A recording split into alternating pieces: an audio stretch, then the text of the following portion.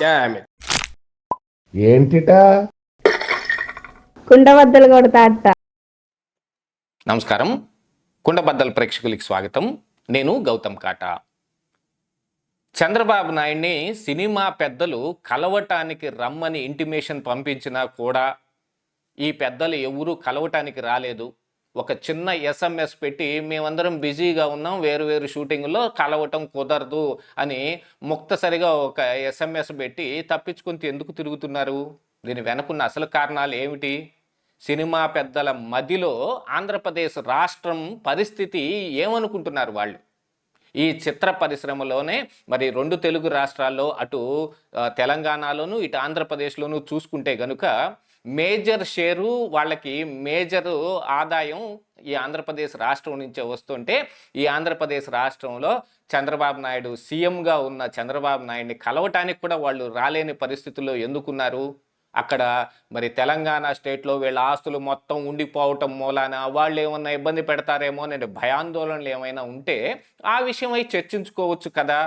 అసలు రాకపోవటానికి, కలవాలనే ఉద్దేశం కూడా లేకపోవటానికి కారణాలు ఏమిటి అనేది ఈ వీడియోలో నేను మీకు పూర్తిగా వివరించే ప్రయత్నం చేస్తాను. వీడియో నచ్చితే కనుక ఖచ్చితంగా లైక్ చేయండి, ఇంకా 10 మందికి షేర్ చేయండి.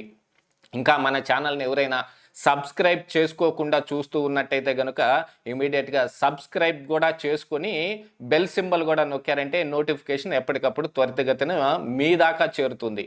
ఇక అసలు విషయానికి వస్తే ఆంధ్రప్రదేశ్ రాష్ట్రంలో చిత్ర పరిశ్రమ అభివృద్ధి కోసం కానీ లేదు చిత్ర పరిశ్రమ ఇక్కడ కూడా డెవలప్ అవటానికి, అంటే ఆల్మోస్ట్ ఆల్ ఇంతకుముందు ఉమ్మడిగా ఉన్నప్పుడు హైదరాబాద్లో డెవలప్ చేశారు కాబట్టి ఒకే స్టేట్ కింద ఉన్న వీళ్ళు అందరూ హైదరాబాద్లోనే ఉన్నారు, ఎందుకంటే రాజధాని అది ఉంది కాబట్టి. మరి రాష్ట్రం విడిపోయి 10 సంవత్సరాలు అవుతున్నా కూడా ఆంధ్రప్రదేశ్ రాష్ట్రం వైపు ఇక్కడ చిత్ర పరిశ్రమ అభివృద్ధి వైపు వాళ్ళు ఏం కన్నెత్తి కూడా చూడలేదు.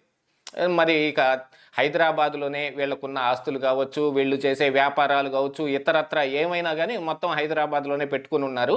కానీ వీళ్ళు తీసే సినిమాలు మాత్రం మేజర్ షేరు ఆంధ్రప్రదేశ్ రాష్ట్రంలో సంపాదన జరుగుతుంది వీళ్ళకి. తెలంగాణ ఏదో తక్కువని కాదు, కానీ తెలంగాణ కంటే ఎక్కువ మరి ఆంధ్రప్రదేశ్ రాష్ట్రం ఉంది కదా. మరి ఈ ఆంధ్రప్రదేశ్ రాష్ట్రాన్ని మాత్రం వాళ్ళు ఎందుకు దూరం పెట్టాలనుకుంటున్నారు? మొన్న చూసినట్టయితే కనుక మరి పవన్ కళ్యాణ్ ఏదో ఈ సినిమా పెద్దలందరితోటి మాట్లాడి కొంచెం కోప్పడ్డాడు అనే వార్తలు కూడా బయటకు వచ్చాయి. ఎంతకాలం అవుతున్నా, సంవత్సర కాలం అవుతున్నా కూడా మీరు అందరూ వచ్చి మరి ఇక్కడ సీఎంని ఎందుకు కలవలేదు అనే విషయంలో అదేదో ఆయన సొంత గోలో, ఆయన సినిమా ఒకటి రిలీజ్ ఆగిపోయిందనో, లేకపోతే ఎగ్జిబిటర్లు థియేటర్లు ఏమన్నావరనో, లేకపోతే థియేటర్ని రెంట్కి కాదు పర్సంటేజ్కి ఆడతామనో, ఇలాంటి ఒక పెద్ద గోల ఒకటి జరిగింది. ఆ సమయంలో మరి పవన్ కళ్యాణ్ కూడా కొంచెం వాళ్ళ పట్ల కోపం చూపించాడు. కానీ ఆ కోపం మరి చంద్రబాబు నాయుడు గారి మీద ఎందుకు? గింటే పవన్ కళ్యాణ్ మీద ఉండాలి. కానీ ఇక్కడ సీఎం కానీ ఇక్కడ ఏదైనా అభివృద్ధి చేయడానికి తీసుకునే నిర్ణయం కానీ చంద్రబాబు నాయుడు గారు తీసుకుంటారు. సరే, కందులు దుర్గేష్ సినిమాటోగ్రఫీ శాఖ మంత్రిగా ఉండి ఆయనే స్వయాన దాదాపుగా చాలామంది 70-80 మందికి ఆయనే ఫోన్లు చేసి మరి ఇంటిమేషన్ ఇచ్చి చంద్రబాబు నాయుడు గారిని కలవండి అని చెప్పినా కూడా వాళ్ళు రాలేని పరిస్థితిలో ఉన్నారంట. దీనికి కారణం ఏమై ఉంటుంది అని అంటే ఉన్న కొన్ని కారణాలు చూసుకుంటే కనుక ఇప్పుడు ఈ సినిమా ఇండస్ట్రీని లీడ్ చేస్తున్న వాళ్ళు కానీ ముందుండి నడిపిస్తున్న వాళ్ళలో దిల్ రాజు కూడా ఒక ప్రముఖుడు. మొన్న జరిగిన గొడవలో దిల్ రాజు పాత్ర కూడా ఒకటి ఉంది. ఆ దిల్ రాజు ఇప్పుడు తెలంగాణ స్టేట్ ఎఫ్డీసీకి చైర్మన్గా ఉన్నాడు కాబట్టి ఇప్పుడు ఆంధ్రప్రదేశ్ రాష్ట్రం సీఎంని కలవటం అవసరమా అని ఆయన ఏదైనా ప్రపోజల్ పెట్టాడా? లేదు. మీరందరూ కలిసి మరి ఇప్పుడు చంద్రబాబు నాయుడు గారి దగ్గరికి వెళ్తే ఆయన ఇక్కడ వైజాగ్లోనో లేకపోతే విజయవాడలోనో ఇప్పుడు కొత్తగా నిర్మితం అవుతున్న అమరావతిలోనో ఇక్కడ వీళ్ళు చిత్ర పరిశ్రమని అభివృద్ధి చేయడానికి ఇక్కడికి రమ్మంటారేమో అని ఒక ఏదైనా డిమాండ్ పెడితే కనుక మనం రావటం కష్టం. మన ఆస్తులన్నీ హైదరాబాద్లో ఉండిపోయినాయి కాబట్టి రేవంత్ రెడ్డి ఏ హైడ్రా తీసుకొచ్చి మన ఇల్లు కూలుస్తాడేమో అనే ఒక భయం ఏదైనా ఉందా వీళ్ళల్లో?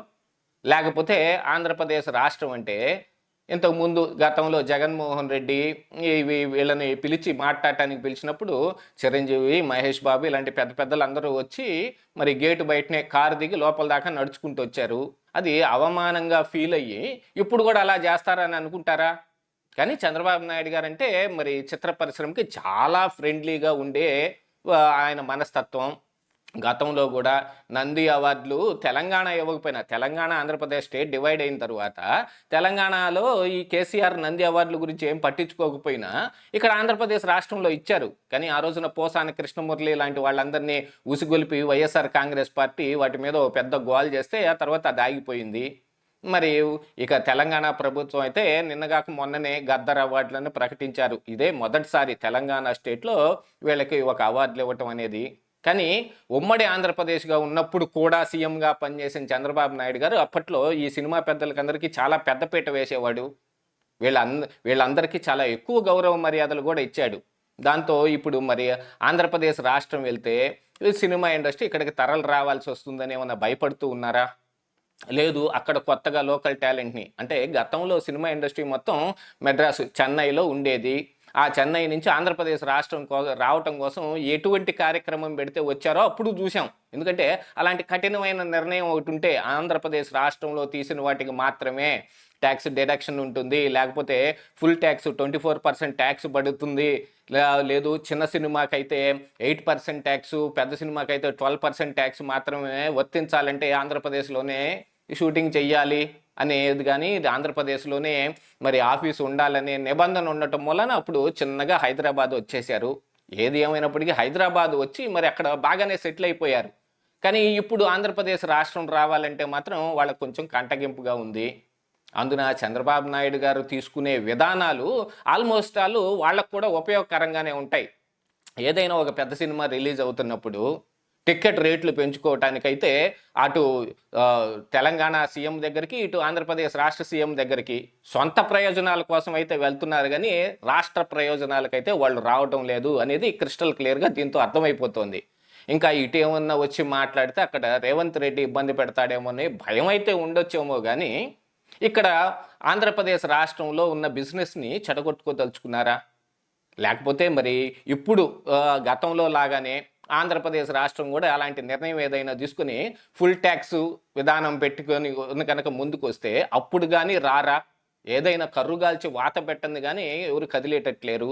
ఇంకా అవమానకరంగా ట్రీట్ చేస్తున్నట్టుగా కనిపిస్తూ ఉంది.